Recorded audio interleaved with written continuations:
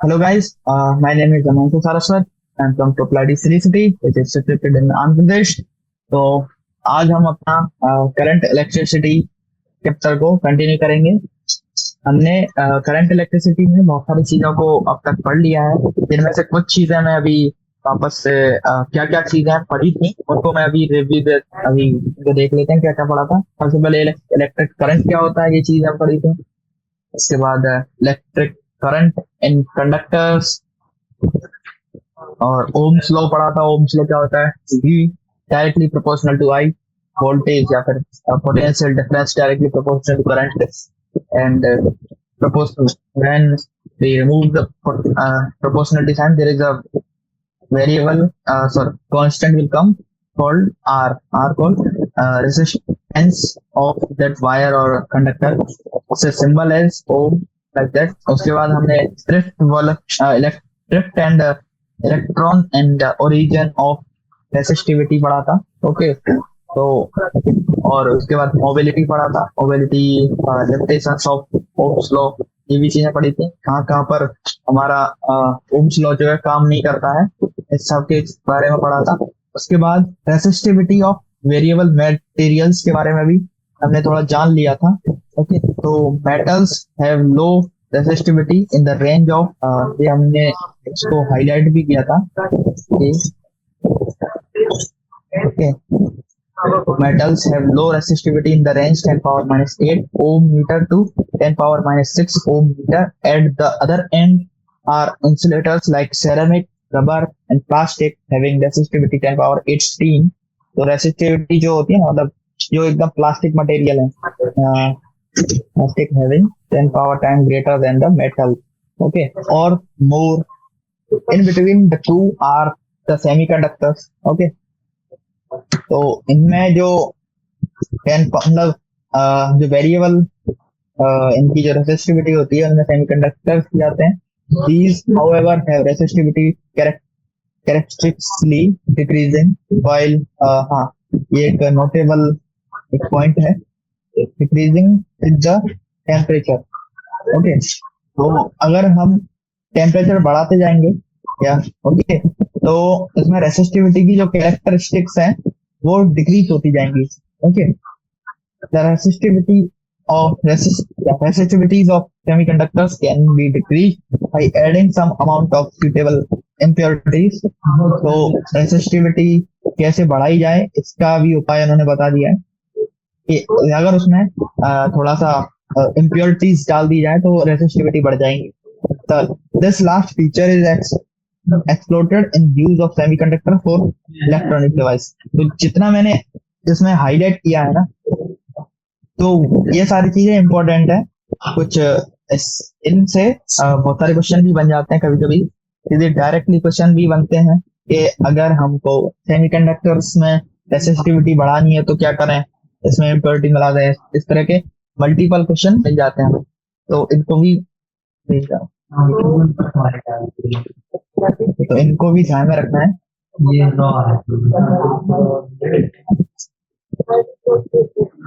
Hello sir, Gaurav sir.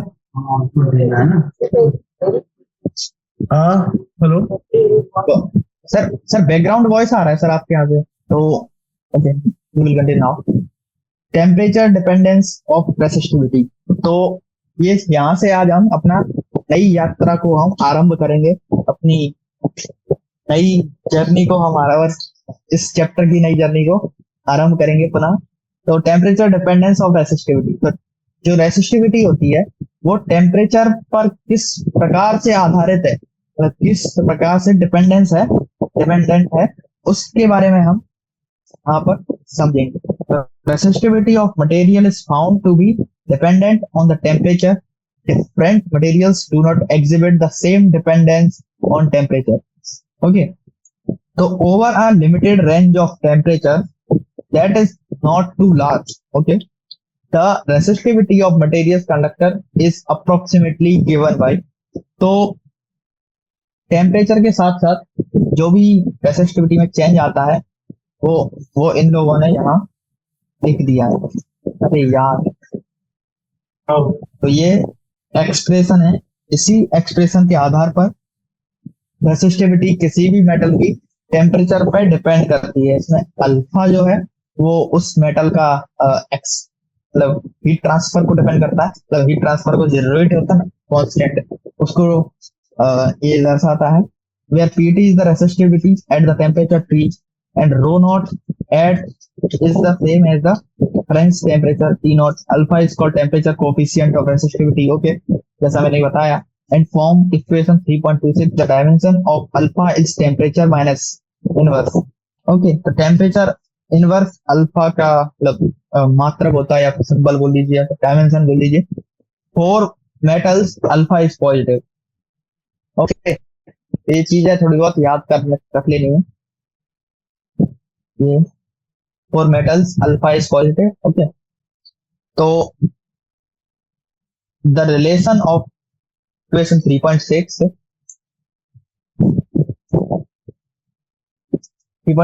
implies that the graph of T plotted against T would be a straight line at temperature much lower than 0 degree Celsius. The graph, however, deviates considerably from a straight line, figure 3.8.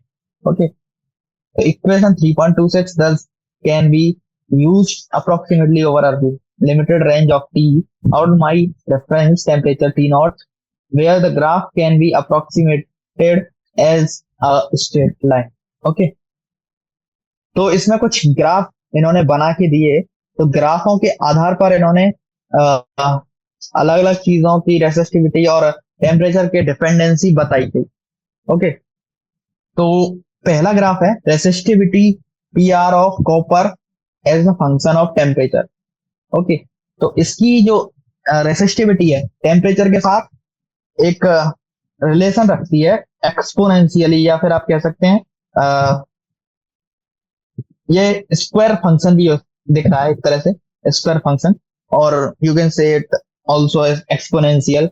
Okay, exponentially बढ़ती है ये देखा गया केवल copper में। अब copper को छोड़ के नेक्रोन में आते हैं, नेक्रोन में तो यही यही ग्राफ एक स्ट्रेट लाइन हो जाता है। ओके, टेम्परेचर के साथ स्ट्रेट लाइन का एक कर्व दिखाता है, कर्व या फिर स्ट्रेट लाइन दिखाती है। और एक हमने इसका रूल बना दिया, temperature dependence of resistivity for typical semiconductor. तो सेमीकंडक्टर्स के लिए क्या होता है ना, जो रेसिस्टिविटी है वो घटती है टेम्परेचर बढ़ाने से। अब इन दोनों में देखिए आप, ये दोनों मेटल्स है ना, एक मेटल्स है एक नॉन मेटल्स है, नेक्ट्रॉन, ओके सॉरी, दोनों मेटल्स हैं। तो पहले में बढ़ी टेम्परेचर के साथ, दूसरे में भी बढ़ी टेम्परेचर के साथ, इसमें घट रही है, वो भी अच्छी खासी घट रही है, ऐसा नहीं कि नहीं घट रही हो, ये एक हाइपरबोलिक घट रही है। ओके, तो हाइपरबोलिक एक कर्व है। तो ये क्या है, आपको पता होगा कि सेमीकंडक्टर्स सिलिकॉन के बने होते हैं, सिलिकॉन जर्मेनियम इनके बने होते हैं। ओके, तो सिलिकॉन और जर्मेनियम क्या है, ये है नॉन मेटल्स। तो नॉन मेटल्स के लिए जो डिपेंडेंसी होती है रेसिस्टिविटी की टेम्परेचर के साथ, वो एक इस टाइप की कर्व होती है। Okay, hyperbolic curve, inverse hyperbolic curve ये बोल सकते हैं आप, इनवर्स हाइपरबोला या single turn hyperbola. Okay, so some metals like necron, which is an alloy of nickel, iron and chromium, exhibit a very weak dependency on resistivity with temperature. Manganese and content have similar properties. These materials are thus widely used in wire wound standard resistor, since their resistance value would change very little with the temperature. Unlike metals, the resistivity of semiconductor decrease with the increasing temperature. तो जैसे कि इसमें बताया गया कि अब a typical dependency is on, okay, we can qualitatively understand the temperature dependence of resistivity in the light of deviation of equation 3.23 from the equation resistivity of material is given by, तो 3.23 क्या था, okay ये है 3.23। तो ये alpha का एक equation है निकालने के लिए। ओके, तो इसी से इन्होंने क्या किया ना, इसको इन्वर्ट कर दिया है। रेसिस्टिविटी क्या उन्होंने डिफाइन किया था ना रेसिस्टिविटी को इनवर्स के, तो वही है ये। ओके, तो ये एक इन्होंने क्वेश्चन भी इसका बना दिया है we will see this question. An electric toaster use nichrome for its heating element. Okay, guys, wait a minute. Okay, so an electric toaster use nichrome for its heating element. When a negligible small current passes through it, it's resistant at room temperature. तो 27 degree Celsius हो जाता है. It's found to be 75.3 ohm. When the toaster is connected to 230-volt supply, the current settle after the few seconds to a steady value of 2.68 ampere. What is the steady temperature of the nichrome element?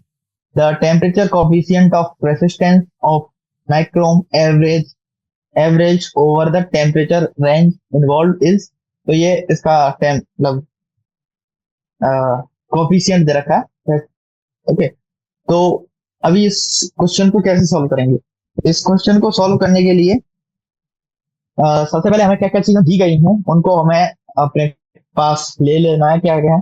When the current through the element is very small, heating effect can be ignored and the temperature T1 of the element is the same as the room temperature.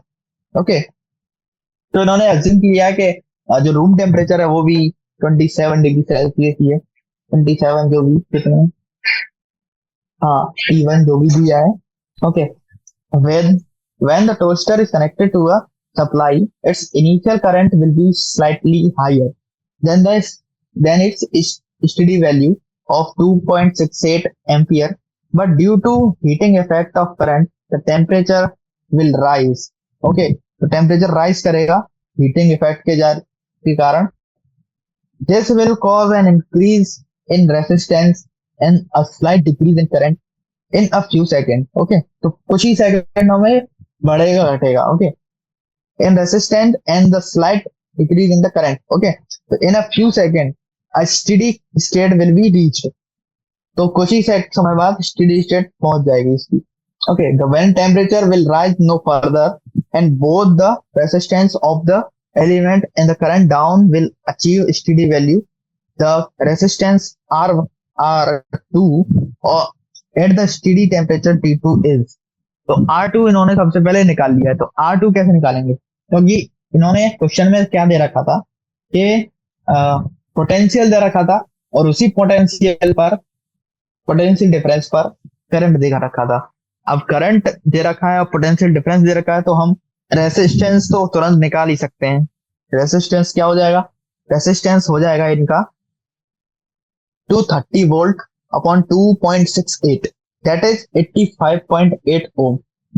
Okay, तो हम इस relation का use करेंगे. क्या है? R2 equal to R1 1 plus alpha T2 minus T1. तो temperature dependency of resistance इस equation का हम यूज करेंगे. इस इक्वेशन का यूज करके हमारे पास R1 है, R2 है, 1 है, सॉरी 1 तो है, सही है, अल्फा है, T2 निकाल लेंगे, T1 भी है. ओके, तो T2 minus T1 equal to 85.8, 75.3 divided by 75.3 into 1.70 into 10 power minus 4 equal to 820 degree Celsius. तो दोनों में टेम्परेचर डिफरेंस क्या आ गया? 820 डिग्री सेल्सियस. तो that is T2 equal to 820 plus 27, that is 847 degrees Celsius. Thus the steady temperature of the heating element when heating effect due to current equal heat loss to surrounding is 847 degrees Celsius. Okay, तो इस question में से तो कुछ था नहीं. ये क्या था कि पहले एक रेसिस्टेंस दे दिया है, उस पर मतलब, और कुछ समय बाद ऐसा किया है कि एक वोल्टेज से एक करंट देकर एक तार में, उसी तार में करंट और वोल्टेज बढ़ाकर या फिर कुछ भी उसका नेक्स्ट मतलब दूसरा रेसिस्टेंस दे दिया है. एक ही वायर का, बट अलग अलग वैल्यूज पर, अलग अलग टेम्परेचर पर। ओके, तो टेम्परेचर को इसमें कांस्टेंट नहीं रखा है। और इन्होंने क्या करा है, और अल्फा तो दिया ही रहता है, ये अल्फा को मतलब इसका कांस्टेंट है। एक टेम्परेचर दे दिया है, अब दूसरा टेम्परेचर निकालना है, तो इस सीधा फॉर्मूले का यूज है और कुछ नहीं। ओके, तो अब आते हैं अपने कुछ एक एग्जांपल और कर लेते हैं। Is the resistance of platinum wire of a plate क्या है? Okay, the resistance of platinum wire of a platinum resistance thermometer at the highest point is 5 degree Celsius, sorry 5 ओम। तो 0 डिग्री सेल्सियस पे क्या है ना, मतलब आइस आइस पॉइंट है इनका, मतलब जिस पर प्लेटिनम जम जाता है या फिर कुछ is 5 ohm and the steam point is 5.23 ohm. When the thermometer is inserted in a hot bath, the resistance of the platinum wire is 5.795 ohm. Calibrate the temperature of the bath.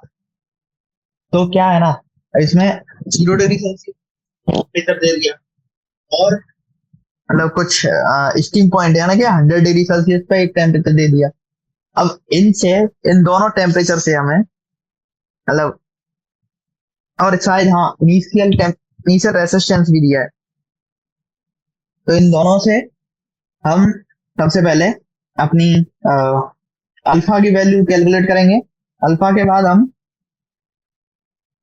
फिर जो next हमको target दिया गया है, जो 5.75 ओम है, उससे मतलब उसके लिए टेम्परेचर निकाल लेंगे।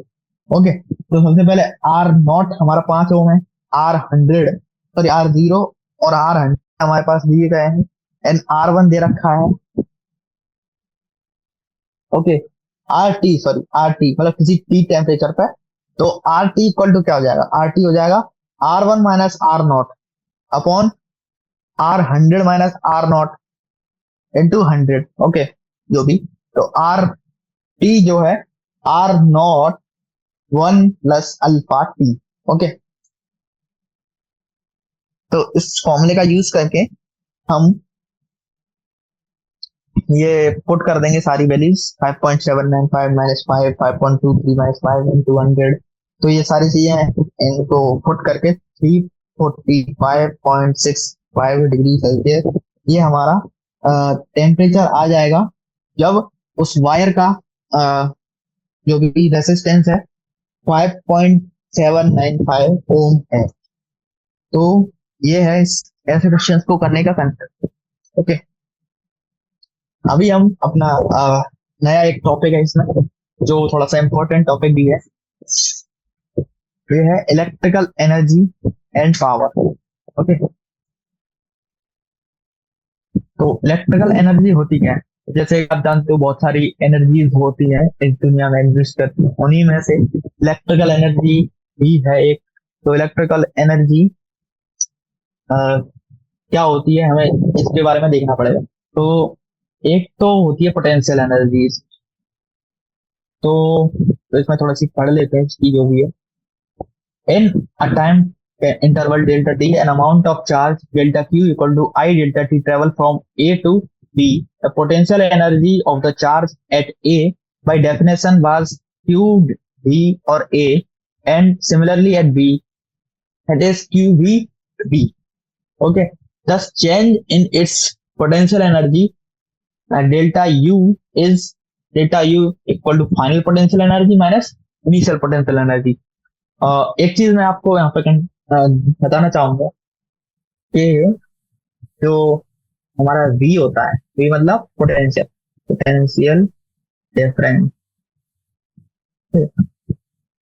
जिसको हम विभवांतर क्या बोलते हैं, V में इसका नाम भूल गया।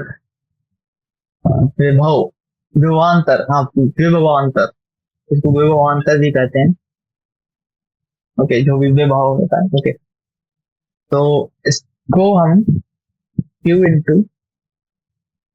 मतलब वर्क बाई क्यू से हम इसको डिफाइन करते हैं, वर्क डन पर चार्ज, मतलब एक चार्ज द्वारा जितना वर्क डन किया गया तो वो है हमारा पोटेंशियल डिफरेंस, एक ए से बी जाने के लिए, मतलब एक चार्ज को ए पॉइंट से, मतलब ये है ना, देखो ए पॉइंट है,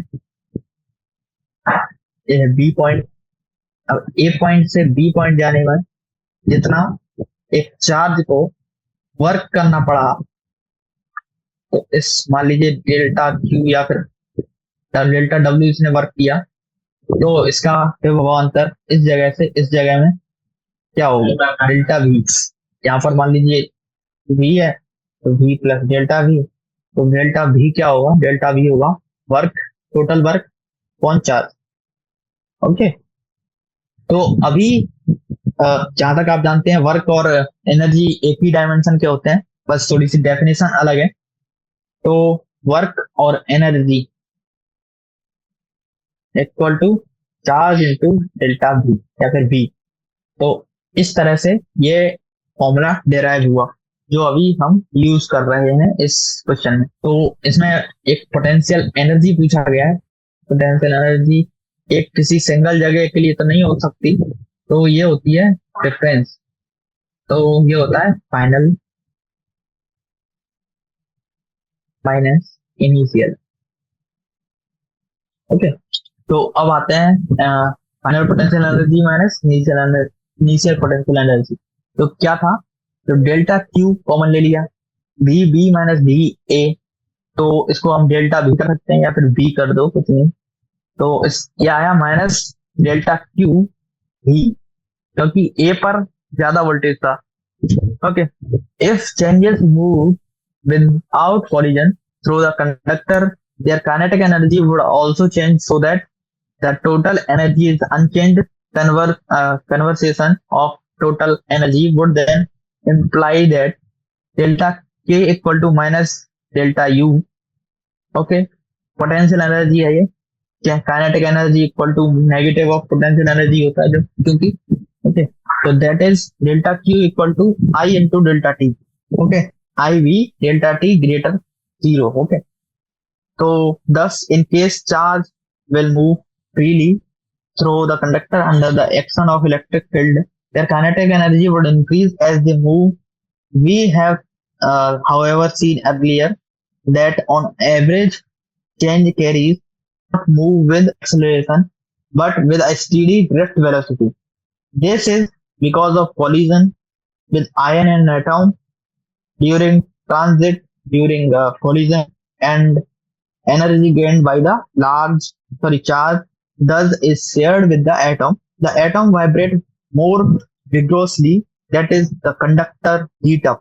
तो क्या है ना, चार्ज कंडक्टर के अंदर आएगा, तो कंडक्टर के अंदर आएगा ना, तो वेलोसिटी होगी उसमें, ड्रिफ्ट वेलोसिटी के साथ, मतलब वो जब ट्रेवल करेगा कंडक्टर में, तो वो ट्रेवल थोड़ा सा ज्यादा विगोरसली करेगा, मतलब बहुत ज्यादा एनर्जी से करेगा, बहुत ज्यादा रेंडमली करेगा। तो इससे क्या है ना, रेंडमली मोशन से क्या है, उस कैपेसिटर में हीट एनर्जी प्रोड्यूस होगी। हीट एनर्जी प्रोड्यूस होने से क्या है, मतलब अचानक से गर्म होने लग जाएगा। Okay okay, so the atom vibrate more vigorously, that is conductor heat up, thus an actual conductor an amount of energy dissipate as heat in the conductor during the time interval delta t. Okay, तो W इसका work done कितना हो जाएगा, I I V delta T. The energy dissipated per unit time is the power dissipated. तो power कितना हो जाएगा, power हो जाएगा delta W by delta T. इसमें डेल्टा टी से डिवाइड दे दिया डब्ल्यू में, तो डेल्टा टी पहले से था डब्ल्यू में, तो P equal to I V direct. तो यहाँ से कुछ फॉर्मूले आपको याद कर लेने हैं। एक तो डब्ल्यू का formula, W equal to I V delta T, तो डेल्टा लगा दूं तो ज्यादा ठीक है, आई वी डेल्टा टी। और एक फॉर्मूला ये भी है इसका, एक पावर का फॉर्मूला है, पावर का आई वी। इस फॉर्मूले को आपने शायद 10th में भी देखा होगा, बट फॉर्मूला ही था, उस टाइम पे इतना ज्यादा अच्छे से एक्सप्लेन नहीं किया गया था कैसे ये फॉर्मूला ड्राइव हुआ। इस बार अच्छे से ड्राइव फॉर्मूला आया है। ओके, तो P equal to delta W by delta T होता था। डेल्टा डब्ल्यू को यहाँ पुट करेंगे, डेल्टा टी से डेल्टा टी कटता है और आई भी बचेगा। और इसी से रिलेटेड एक दो फॉर्मूले और आ जाते हैं हमारे सामने पावर के ही। तो P इक्वल टू, जैसा कि आप जानते हैं V equal to I R होता है, ये हमको नॉन है। ओके, तो V यहाँ पर पुट करेंगे आई की V की जगह पर, तो आई स्क्वायर आर हम उसको लिख सकते हैं। ओके, तो एक और फॉर्मूला है जिसमें आई को पुट कर दें, आई को हम कैसे लिख सकते हैं, V बाई आर। ओके, तो अभी क्या हो जाएगा, ये V स्क्वायर बाई आर। तो ये कुछ फॉर्मूले हैं इसके, ये फॉर्मूला है, ये वाला भी है। इन फॉर्मूलेस को आपको लर्न कर लेना या कहीं लिख के रख लो, ताकि जब भी काम पड़े तो इसका यूज कर। तो ये एक शायद एक सेल है, इस सेल में क्या है, एक पॉजिटिव वाली छड़ डाल रखी है, positive electrode, negative electrode, positive से चार्ज मतलब पॉजिटिव से नेगेटिव चार्ज जा रहा है, करंट इस साइड जा रही है, करंट इस साइड जा रही है, यानी कि पॉजिटिव चार्ज इधर जा रहा है, नेगेटिव चार्ज इधर जा रहा है। तो ये आया, रेसिस्टेंस भी लगा दिया है, रेसिस्टेंस, ये पूरा सर्किट इसने बिल्ड कर दिया है। ओके, नीचे इलेक्ट्रोलाइट्स हैं जैसे नमक वमक, वो भी अच्छे से कंडक्ट करा दें इलेक्ट्रिसिटी को। ओके, तो we get this formula as the power loss, ohmic loss in the conductor of resistance are carrying a current I. It is power which heat up, for example, the coil in electric bulb is uh, okay, so radiate out heat and light. Where does not power come from? Okay, तो ये सारी चीजें हैं, एक सारी चीज political example base. Okay, so electrical power is transmitted from power station to home in factory, which may be hundred of miles away via transmission. Okay, तो ये सारी चीजें बता रहे हैं कुछ कुछ जैसे नॉर्मल चीजों को। तो हाँ, तो P equal to V I होता है, the connecting wire power station to the device has finite resistance R C, the power dissipate in the connection wire which is wasted is PC with PC equal to I square R C. तो ये PC का value क्या हो जाएगा, P square R C by B square. Okay, अब आते हैं अपने नए टॉपिक जो कि है cell EMF internal resistance. Okay, तो आपने बहुत सारे सर्किट पहले देखे होंगे, किस टाइप के सर्किट्स होते हैं, कुछ कुछ बेसिक सर्किट या फिर जैसे तो हम इसको इस तरह से बनाते थे पहले। एक बैटरी है, यहाँ पर कोई एक रेसिस्टेंस ले लिया, यहाँ पर भी एक और रेसिस्टेंस ले लिया, ये गया, ये एक यहाँ पर एम्पियर लगा दिया। ओके, तो इस तरह इसमें कुछ एक्स ओम है, इसमें वाई है, ये चेक कर रहा है, ये कुछ 5 वोल्ट की मान लो बैटरी है, यहाँ से करंट फ्लो कर रहा है, ये ऐसे जा रहे हैं। तो ये चीजें हम पहले पढ़ चुके थे, ये बेसिक से बेसिक कुछ सर्किट्स। बट अभी थोड़ा सा ये जो होता है ना सर्किट्स के डिजाइनिंग और थोड़ा कॉम्प्लेक्सिटी बढ़ने वाली है। ओके, तो सेल ये है सिंबल सेल का। ओके, अब सेल में थोड़ी बहुत इंटरनल रेसिस्टेंस भी होते हैं कुछ कुछ, तो उन्हीं के बारे में इसमें बताया गया है।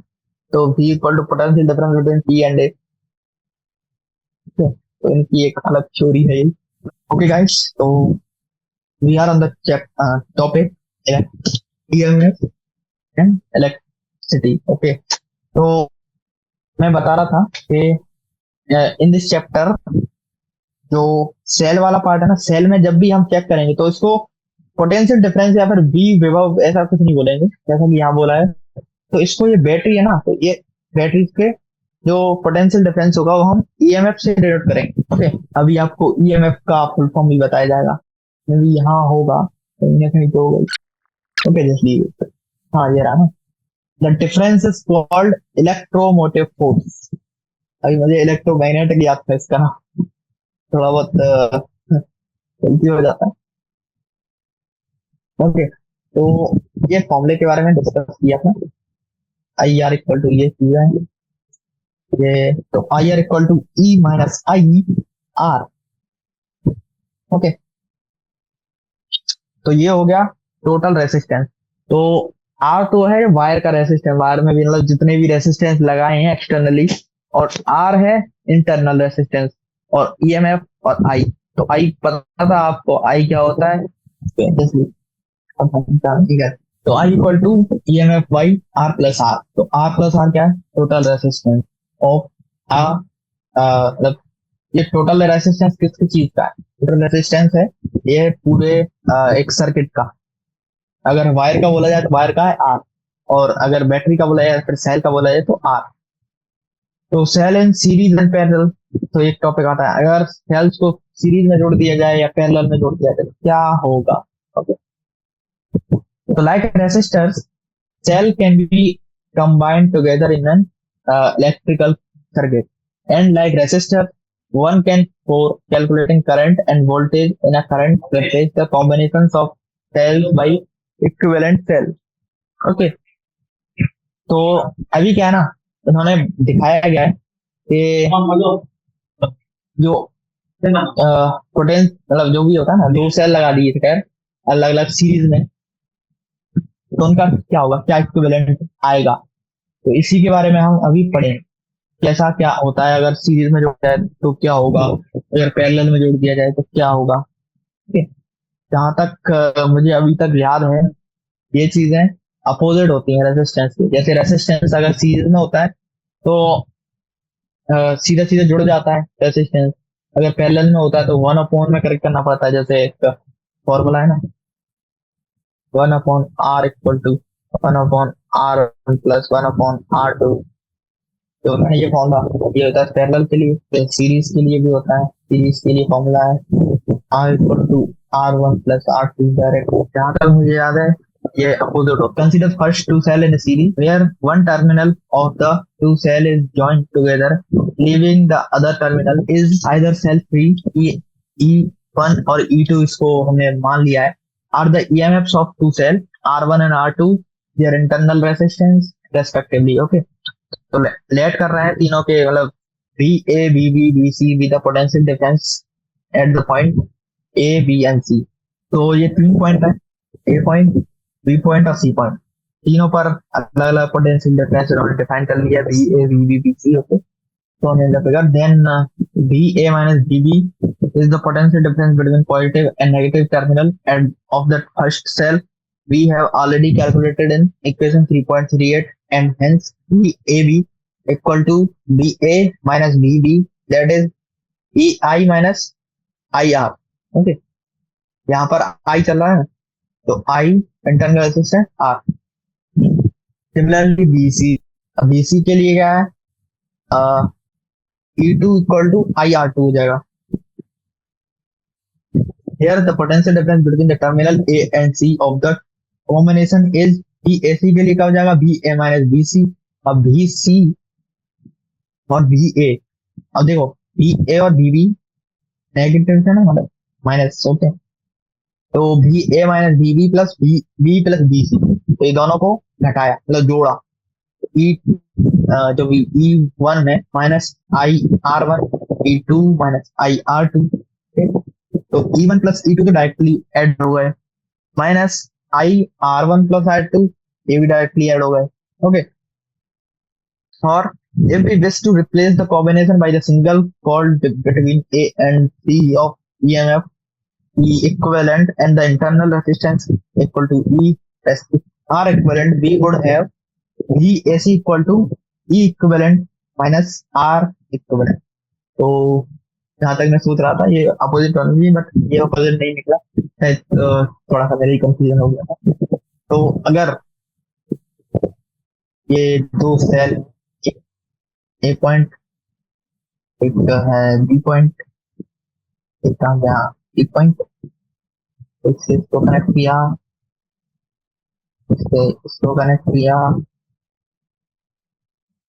देखना तो ओके बस।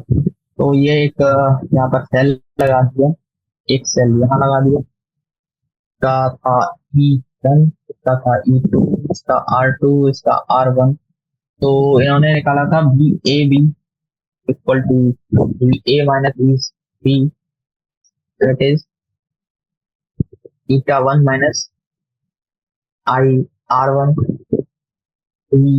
VC equal to VB B C equal to का 2 - i r2।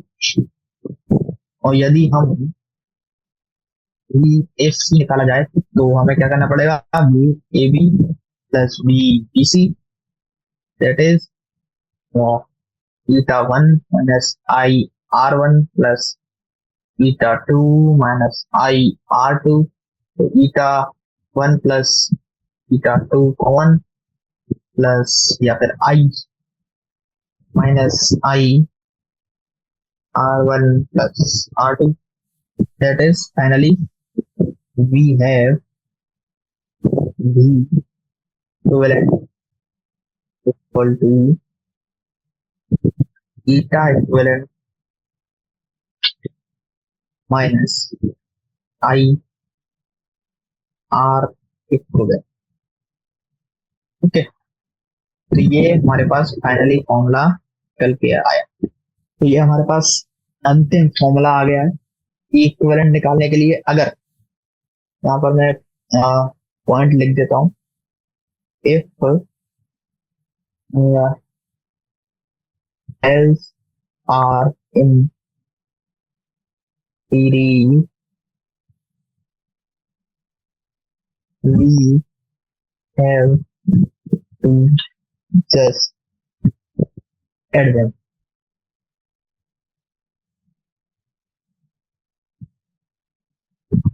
To calculate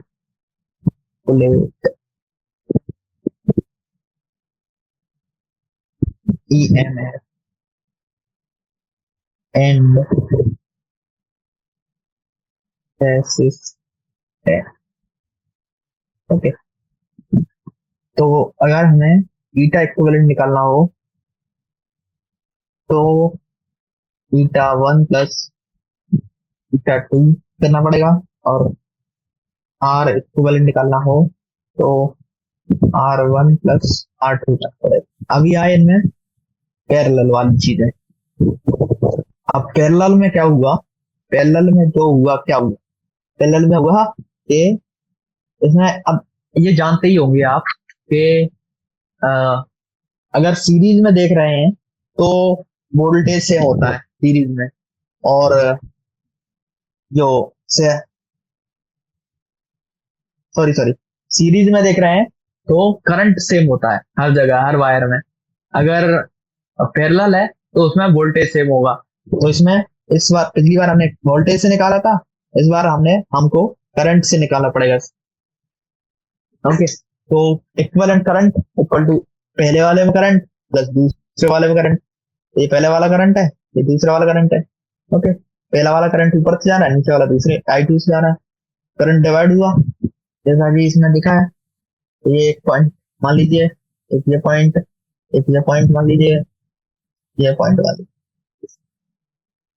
okay, तो यहाँ से यहाँ तक तो केवल एक स्ट्रेट लाइन थी, फिर यहाँ तक एक स्ट्रेट लाइन है। यहाँ पर क्या हुआ, हम इसे कुछ इस तरह का बना रहे हैं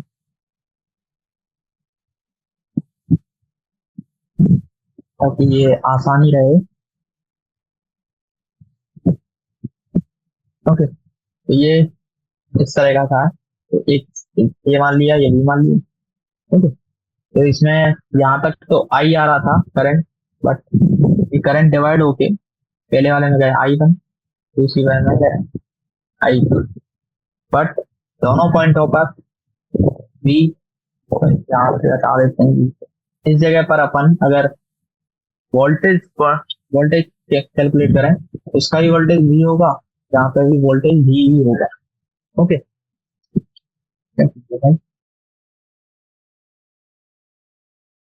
तो अभी हम उसमें करंट इक्वेट करेंगे दोनों में, लेकिन क्या है ना, डिवाइड होने से पहले आई था टोटल, और डिवाइड होने के बाद मतलब बाद में I1 I2 हो गया, लेकिन जो वापस से मिले ना जब ये दोनों, तब फिर से आई हो गया। तो इन चीजों को इक्वेट करना पड़ेगा कि आई equal to I1 plus I2। I1 क्या होगा फिर, E1 minus V R1 plus E1 minus V R2 equal to जो भी है। ओके, तो इसमें R1 जो इसका वो फॉर्मूला होता है ना, मतलब इनवर्स एड का, तो वो फॉर्मूला लगा देंगे, R1 R2 अपन R1 + R2, और ऊपर वाले में जो ईटा और आर है उन दोनों का कॉम्बिनेशन चलेगा। तो if we want to replace the combination, okay, तो प्लीज, अब इसमें हम अगर फाइनल लिख लें a parallel, parallel eta equivalent equal to eta 1 R2 plus plus eta 2 R1 upon R1 + R2, और resistance equivalent equal to R1 R2 upon में R1 + R2। तो ये चीजें दोनों को लर्न कर लेंगे। ये फॉर्मूला है इसका, ये फॉर्मूला इसका है। अब क्या है ना, एक ये लास्ट टॉपिक आज हम कवर कर लेते हैं, किरचॉफ लॉ। उसके बाद कल हम इस क्वेश्चन को देखेंगे, ये भारी वर्ग जो भी क्वेश्चन है ना, कल या फिर अगले नेक्स्ट सेक्शन में। ठीक है, तो किरचॉफ एक वैज्ञानिक हुए, रॉबर्ट, मतलब इसका नाम था गुस्ताव, मतलब गुस्ताव रॉबर्ट, कुछ लॉ दिए, उन्होंने कुछ लॉज दिए।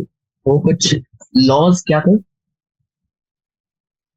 वो लॉ है, मतलब हाँ, इससे पहले मैं किरचॉफ लॉ स्टार्ट करूँ, एक चीज आपको बताना चाहूंगा कि अगर कभी कभी ऐसा होता है, इनफाइनाइट मैनी ऐसे सेल्स दे दिए हैं, तो उनके लिए भी यही फॉर्मूले यूज किए जाएंगे, इनफाइनाइट के लिए, या फिर एन टाइम्स ऑफ दे दिए कभी कभी, एन टाइम ऑफ सेल है तो उनमें क्या होगा। ओके, ऐसी चीज Kirchhoff rule. Okay, Kirchhoff rule क्या है, तो electric current generally consist of a number of register and cell in connected interconnected, sometimes in a complicated way. The formula we have derived earlier for series and parallel combination of resistors are not always sufficient to determine all the current and potential difference in the current circuit. Two rule called Kirchhoff rule are very useful in analysis of electrical circuit. Okay, तो Kirchhoff ने rule दिए, Kirchhoff के शायद दो law हैं, दो law दिए, इनको किरचॉफ लॉ नाम से इनको जाना जाता है। तो ये एक सर्किट को अच्छे से एनालाइज करने के लिए हमें यूजफुल होंगे। तो किरचॉफ का हम सबको सारी जो लिखा हुआ है ना उनको स्पीच छोड़ते हुए हम सीधा किरचॉफ के लॉ पर आते हैं। किरचॉफ का लॉ क्या है, तो having clarified labeling, we now state that the rule and the proof। तो सबसे पहले एक रूल था इसका, rule number A called junction rule. तो इसमें at any junction the sum of current entries the junction is equal to the sum of current leaving the junction।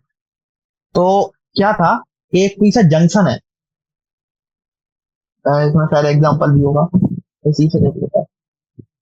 तो मान लीजिए ये जंक्शन है, तो इस जंक्शन पर क्या हुआ कि the sum of current entering, मतलब इस जंक्शन पर करंट जितना एंटर कर रहा है और जितना बाहर निकल रहा है, तो दोनों का सम जो है वो इक्वल होगा।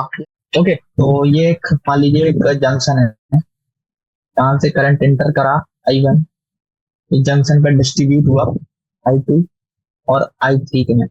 तो हम ये कह सकते हैं कि I1 जो है I2 + I3 के इक्वल होगा। ये है किरचॉफ का फर्स्ट लॉ। किसी भी जंक्शन पर इंटर करने वाला करंट, आउट करने वाला मतलब जो बाहर निकल रहा है करंट, दोनों साइड सम टोटल, जितना भी सम करंट बाहर निकल रहा है ना, I1 + I2 I1 के इक्वल होगा। अगर ऐसा होता,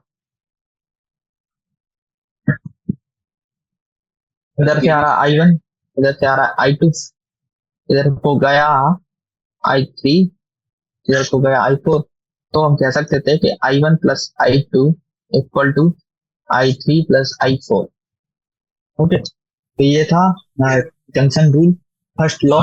अब नेक्स्ट लॉ है इसका लूप रूल। ओके, तो लूप रूल क्या था? Algebraic sum of charges in potential around any close loop involving resistors and cell in the loop is zero. Loop law क्या है कि एक पर्टिकुलर लूप में algebraic sum of changes in potential around any close loop involving resistor and cell is, मतलब क्या है कि जो सम होगा चेंजेस का, पोटेंशियल डिफरेंस में चेंज होगा, वो जीरो होगा एक सर्कल में।